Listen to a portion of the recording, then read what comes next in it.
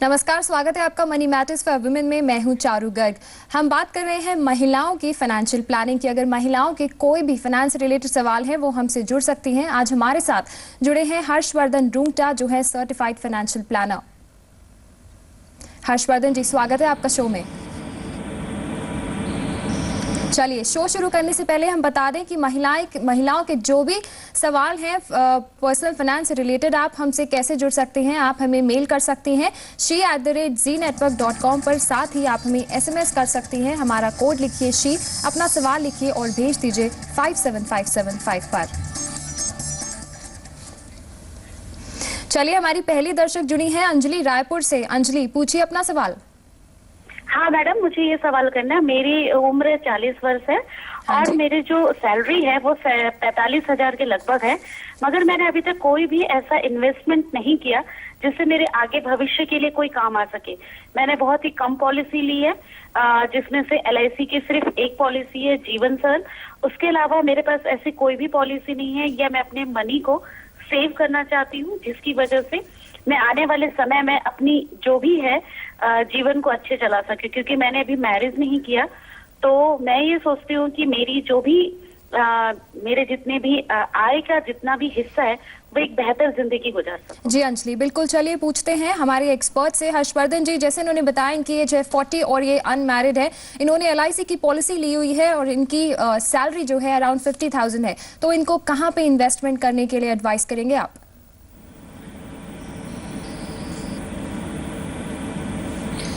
Well Anjali जी, अगर आपने mention अपने मेल में ये भी किया है कि आप एक गवर्नमेंट एम्प्लॉई हैं, और तो मैं आपको सुझाव दूंगा कि आप अगर इन्वेस्टमेंट करना चाहती हैं तो आप एक पोर्टफोलियो बनाएं जिसमें आपके बैलेंस्ड इन्वेस्टमेंट्स होंगे, आपके डेट भी होंगे, इक्विटीज़ भी होंगी। करंटली आपकी सैलरी में से काफ़ी डिडक्शंस हो रहे होंगे, जो GPF में या आपके पेंशन के जो सुपर एन्युएशन प्लान होते हैं उसमें आपके ऑलरेडी इन्वेस्ट हो रहा है, जो एक डेट बेस्ड होते हैं। मेरा सुझाव आपके लिए रहेगा कि आप एक ELSS स्कीम्स सोचिए अपने पोर्टफोलियो में इंक्लूड करना, जिससे आपको टैक्स बेनिफिट्स भी मिलेगा। आपने अपने मेल में ये भी लिखा था कि आपको टैक्स सेविंग इंस्ट्रूमेंट्स के हिसाब से भी इन्वेस्ट करना है। अगर हम आपके पोर्टफोलियो में देखें कि डेट आपके पोर्टफोलियो में ऑलरेडी है, आपके पास ऑप्शन है कि अभी आप इक्विटीज़ ऐड करें। इक्विटीज़ अगर आप ELSS स्कीम के जरिए करते हैं तो आपको टैक्स बेनिफिट भी मिलता है, और लॉन्ग टर्म जो इक्विटीज़ के बेनिफिट्स होते हैं वो आपके कॉर्पस में बनते रहते हैं। अगर हम रिटायरमेंट एज अ गोल लेके चलें, आपके पास करीबन 18 साल हैं जब तक आप रिटायर होंगी, इक्विटीज़ लॉन्ग टर्म में आपके लिए ये फ़ायदा देगा। बाकी जो इन्वेस्टमेंट्स आप टैक्स सेविंग के लिए कर सकते हैं, और साथ में आप इसे अपने रिटायरमेंट के लिए भी अगर जोड़ना चाहते हैं, ऑप्शन आपके पास है PPF। अगर आप इक्विटी से कंफर्टेबल नहीं है, आपको ऐसे आपने ऑलरेडी कोई इन्वेस्टमेंट किया नहीं है, तो आप शायद आपको थोड़ा वक्त लगे जब तक आप ये कंफर्टेबल हों। अगर आप चाहें तो थोड़ा पैसे आप अपने PPF में भी लगा सकते हैं, लेकिन जैसे मैंने कहा कि आपके ऑलरेडी आपका इन्वेस्टमेंट डेट में हो रहा है, आप ELSS स्कीम अगर कंसिडर करते हैं आपके लिए बेहतर होगा। इसमें आपको टैक्स बेनिफिट भी मिलेगा। आपके पास मैं आपको 2 स्कीम्स बता देता हूं, आपका अमाउंट कितना है उस पर डिपेंड करते हुए आप इन स्कीम्स में डिवाइड कर सकते हैं। Canara Robeco equity tax saver और फ्रैंकलिन इंडिया टैक्स शील्ड, आप इन दोनों स्कीम्स में अपना निवेश शुरू कर सकते हैं। इनमें एक लॉक इन पीरियड होता है 3 साल का। 3 साल का लॉक इन पीरियड का मतलब ये नहीं है कि 3 साल बाद आपको उसे रिडीम करना है। 3 साल एक वो पीरियड है जिसमें आप निकाल नहीं सकती। उसके बाद आप उसमें बने रह सकते हैं जब तक आप आपका स्कीम अच्छा परफॉर्मेंस दे रहा है और जब तक आपको इक्विटी में बने रहना है। तो इस प्रकार आप ELSS में शुरू करके अपना पोर्टफोलियो बनाएं, और अगर आपको डेट में थोड़ा हिस्सा निवेश करना है तो आप PPF कंसिडर करके आप ऐसा अपना पोर्टफोलियो बना सकते हैं। जी बिल्कुल। तो अंजलि, हमारी एक्सपर्ट की एडवाइस आप फॉलो कर सकती हैं। जैसे कि हर्षवर्धन जी ने बताया, आप बैलेंस्ड पोर्टफोलियो रख सकती हैं, आप ELSS में निवेश कर सकती हैं, PPF भी आपके लिए अच्छा विकल्प है और NSC भी आपके लिए अच्छा विकल्प हो सकता है। चलिए आगे बढ़ते हैं। हमारी अगली दर्शक हैं भूमिका, गुजरात से। भूमिका, आप पूछिए अपना सवाल।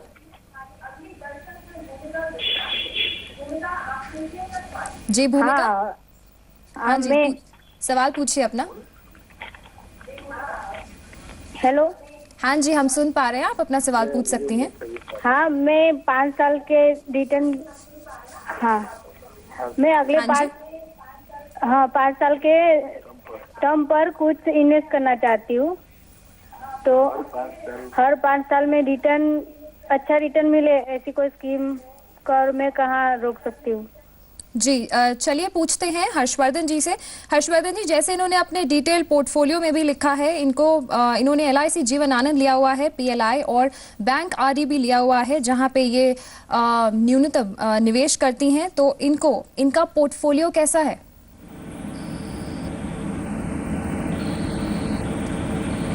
वेल चारू, अगर हम इनका पोर्टफोलियो देखें तो सारा इनका जो इन्वेस्टमेंट्स है, जिन्होंने अपने मेल में भेजा था, जो रिकरिंग डिपॉजिट कर रहे हैं, जो इंश्योरेंस पॉलिसीज ले रखे हैं, तो इनका सारा जो इन्वेस्टमेंट है वो जा रहा है डेट में, इंश्योरेंस पॉलिसीज के रूप में या फिक्स डिपॉजिट के रूप में आप देखिए।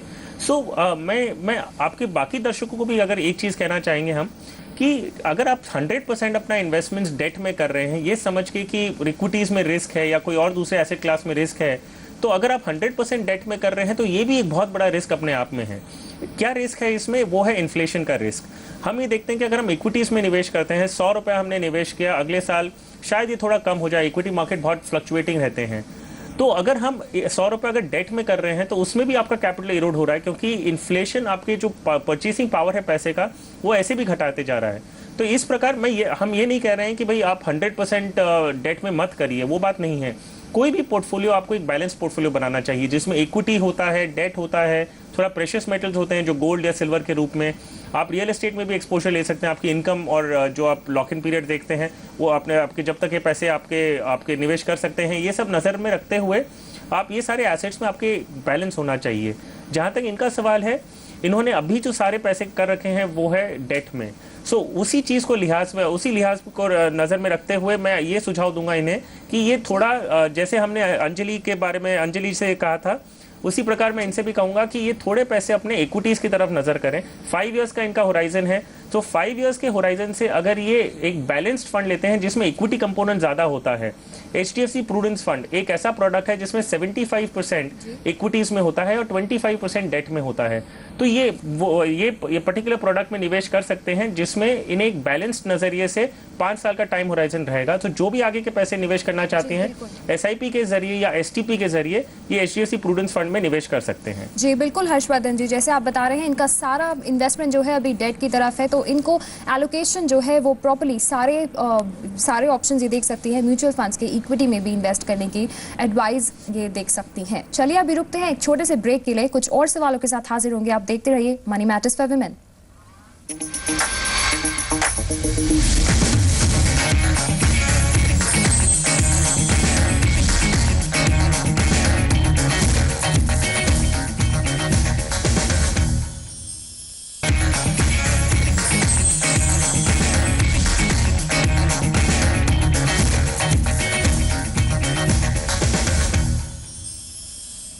ब्रेक के बाद आपका स्वागत है। आप देख रहे हैं मनी मैटर्स फॉर वुमेन। आज हमारे साथ बात कर रहे हैं Harshvardhan Rungta, certified financial planner. चलिए शो को आगे बढ़ाते हैं। हमसे अगला सवाल पूछा है अनुतमा ने दुर्गापुर से। इनका सवाल है हर्षवर्धन जी, इनको म्यूचुअल फंड्स पर राय चाहिए। इन्होंने पूछा है इनको म्यूचुअल फंड्स में इन्वेस्ट करना है और ऐसे कुछ फंड्स हैं जो इनको 25% एनुअल रिटर्न दे सकते हैं।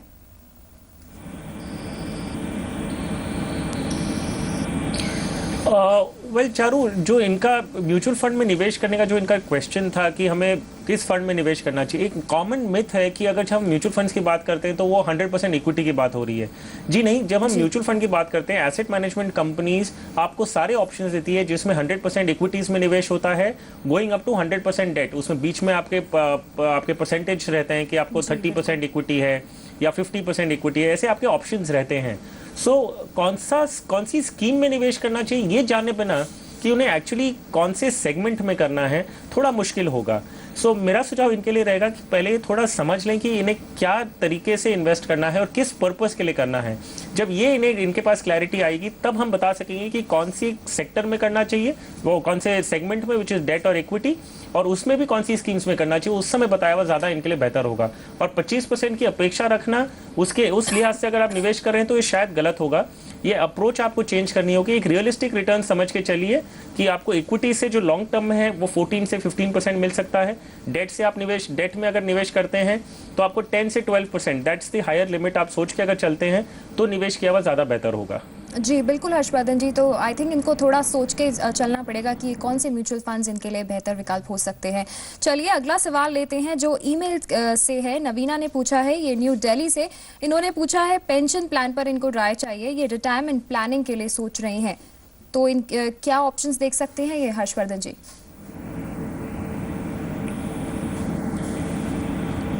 वेल चारू, अगर ये पेंशन इंश्योरेंस कंपनी के थ्रू चाहती हैं, जैसे इनके मेल में था कि इन्हें स्पेसिफिकली पेंशन इंश्योरेंस पॉलिसीज लेनी है और यूलिप नहीं लेना है, तो अगर हम इस चीज़ को अगर नज़र में रखते हुए देखें तो पहली आपको इन्हें ये ध्यान में रखना होगा कि जो भी ये डिसीजन इंश्योरेंस कंपनी के थ्रू ले सकती हैं वो इन्हें 1 जनवरी 2014 के बाद ही लेना होगा, क्योंकि IRDA के जो करंट गाइडलाइंस हैं उनके हिसाब से सारी पॉलिसीज जो एग्जिस्टिंग ऑन द शेल्फ है वो उन्हें 31 दिसंबर तक बंद करनी होगी। सो इन अ फेस्ड मैनर इंश्योरेंस कंपनीज ने अपने प्रोडक्ट्स बंद करना चालू कर दिए हैं, जिसमें health products and pension products पहले से ही बंद हो चुके हैं। सो अगर इंश्योरेंस कंपनी के रूट से करना है तो इन्हें जनवरी तक वेट करना होगा जब नए प्रोडक्ट्स लॉन्च होंगे। इनके पास एक दूसरा विकल्प है जो ये अभी भी कंसिडर कर सकती हैं, वो है NPS। अगर NPS के थ्रू अगर ये निवेश करते हैं, हालांकि ये यूनिट लिंक फॉर्मेट में ही है, लेकिन जो कॉस्ट और खर्चे हम जो देखते हैं, जो फंड मैनेजमेंट चार्ज है या जो दूसरे बाकी खर्चे हैं, वो NPS में बहुत ज़्यादा कम है। ये ऑप्शंस इनके पास है अगर ये पेंशन एक प्रोडक्ट के रूप में लेना चाहती हैं। अगर ये खुद अपना प्रोडक्ट बना सकती हैं, जो है खुद इन्वेस्टमेंट अपना करती रहें, कोई भी प्रोडक्ट में इक्विटीज़ हो गया या डेट हो गया, और रिटायरमेंट का टाइम पे जब ये कॉर्पस बनता है वो कोई भी फिक्स्ड डिपॉजिट, NCDs या टैक्स फ्री बॉन्ड्स में निवेश कर दें जिसका interest is equivalent to pension. So इस तरह वो अपना प्रोडक्ट बना सकती हैं। और अगर पेंशन से प्रोडक्ट के रूप में ही लेना है तो NPS एक अभी ले सकती हैं, इंश्योरेंस कंपनी के थ्रू करना है तो जनवरी तक वेट करना होगा।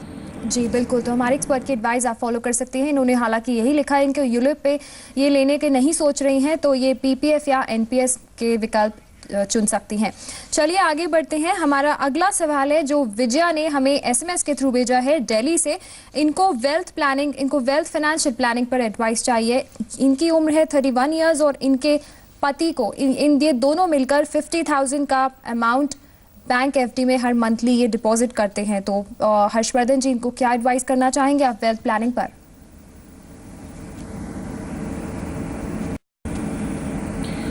वेल चारू, अगर हम इनके सवाल से एक कॉमन आंसर जो हर निवेशक सोचता है कि वो अपनी फाइनेंशियल प्लानिंग कहाँ से शुरू करें, क्योंकि इतने सारे एस्पेक्ट्स अपने लाइफ में होते हैं कि एक डिसाइड करना कि हम शुरू कहाँ से करें, तो इसके लिए हम एक 4 बेसिक बिल्डिंग ब्लॉक्स बोलते हैं।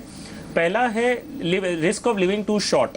इसका मतलब यही है कि हम अगर हमारी कमाती उम्र में अगर हमें कुछ अनफॉर्चुनेटली कुछ हो जाता है, हमारे साथ हमारी डेथ हो जाती है, तो हमारे जो सर्वाइविंग में फैमिली मेंबर्स हैं उनके जो फाइनेंशियल सिक्योरिटी आप कैसे प्रोवाइड करेंगे कि उनको हर महीने उनके जो खर्चे की जो रकम है वो उन्हें मिलती रहे। तो इसीलिए आप एक एसेट्स अपने एक इवैल्यूएशन करते हैं कि आपके एसेट्स कितने हैं। अगर एसेट सफिशिएंट है कि वो उनके इंटरेस्ट से अगर जो मंथली एक्सपेंसेस मिलते रहें तो ठीक है, अगर नहीं है तो आपको एक इंश्योरेंस पॉलिसी लेनी होती है। आप एक टर्म प्लान की तरह जरिए आप ये गैप जो है फिल करते हैं। तो आप एक टर्म पॉलिसी लेते हैं कि अगर आपको अनफॉर्चुनेटली एक अनटाइमली डेथ हो जाती है तो फैमिली फाइनेंशियली प्रोटेक्टेड रहती हैं। दूसरे एस्पेक्ट जो आपको अपनी लाइफ में देखने होते हैं वो risk of living too long. अगर आप एक कमाती हुई उम्र के बियॉन्ड आप जीते हैं तो there are some kind of आपको पैसों की जरूरत होती है जिससे आप अपना खुद का खर्चा निकाल सकते हैं। तो इस प्रकार आप एक सेविंग्स बनाते हैं जो लॉन्ग टर्म है, तो आप एक इक्विटी, डेट, इन सब तरीके से एक सेविंग्स, एक इन्वेस्टमेंट पोर्टफोलियो बनाते हैं जो आपको रिटायरमेंट के टाइम पे काम आएगा। तीसरा है रिस्क ऑफ लिविंग डेड। अगर कोई कारण से हमारी इलनेस की वजह से या एक्सीडेंट की वजह से हम परमानेंटली डिसेबल्ड हो जाते हैं तो हमारी कमाने की जो क्षमता है वो कम हो जाती है या बंद हो जाती है। तो इस रिस्क को आप कैसे हैंडल करते हैं? आपके पास एक इंश्योरेंस पॉलिसीज अवेलेबल होती हैं जो इलनेस और एक्सीडेंट को कवर करती हैं। क्रिटिकल इलनेस पॉलिसीज होती हैं, पर्सनल एक्सीडेंट पॉलिसीज होती हैं। तो इस तरीके से आप अपना risk of living dead cover कर सकते हैं। चौथी चीज़ है वो है इमरजेंसी फंड्स। आपके कभी भी कोई मेडिकल एक्सपेंसेस आते हैं या घर की मरम्मत करनी होती है या कोई भी अनफोर्सिन एक्सपेंस आता है तो आपके पास वो फंड अवेलेबल होना चाहिए जहां से आप वो चीज़ को आप इसकी आप उसे मीट कर सकते हैं। तो ये 4 चीज़ अगर आप अपने शुरुआत के तौर पे रखें तो एक फाइनेंशियल प्लानिंग एक बहुत अच्छी तरह बन सकती है। और आप इसके बाद जो है फाइनेंशियल प्लानिंग कंटिन्यूस प्रोसेस है। खाली ये सिर्फ 4 चीज़ करने से आपकी फाइनेंशियल प्लानिंग नहीं होती है। कंटिन्यूसली आपको इसे इवैल्यूएट करना होता है और जो अपनी लाइफ में चेंजेस होते हैं उसके हिसाब से आप इसे मॉडिफाई करके अपडेट करते रहते हैं। इस प्रकार आप ये विजया जी हमारे अपनी खुद की फाइनेंशियल प्लानिंग कर सकती हैं और आगे जाते हुए वो इन्हें अपडेट और इसे रिव्यू करती रहे। जी बिल्कुल हर्षवर्धन जी, ये तो बात करिए आपने टर्म प्लान की। अगर इनको क्या आप म्यूचुअल फंड में भी इन्वेस्ट करने की एडवाइस देना चाहेंगे, और अगर देना चाहते हैं तो कौन से कुछ म्यूचुअल फंड्स आप सजेस्ट कर सकते हैं?